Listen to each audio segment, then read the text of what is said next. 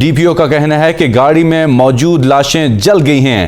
اسی حوالے سے مزید جانتے ہیں عالم زیب آوان سے۔ عالم زیب، بتائیے گا کہ یہ کیسے واقعہ پیش ہے، کس نے فائرنگ کی، کوئی پتہ چلا؟ جی شکریہ۔ چناروں کے شہر ایبٹ آباد میں یہ افسوسناک واقعہ پیش آیا ہے۔ حویلیاں کے جو تحصیل ناظم ہے عاطف منصف خان، ان کی گاڑی پہ نامعلوم افراد نے فائرنگ کی ہے۔ تاحال پولیس کے مطابق اس میں 8 لوگ موجود تھے۔ عاطف منصف خان جو تحصیل چیئرمین ہے، ان کی تصدیق فی الحال کی جا رہی ہے۔ تاحال یہ معلوم نہیں ہو سکا کہ اس گاڑی میں عاطف منصف خان کی موجودگی ہے یا نہیں ہے۔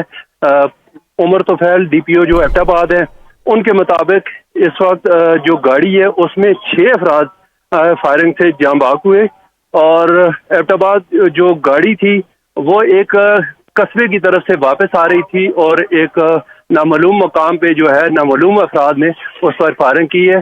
تاحال اس کی تحقیق جاری ہے جی، اور جو جاں بحق ہوئے ہیں ان کو اسپتال جو ہے منتقل کرنے کا جو عمل ہے وہ جاری ہے۔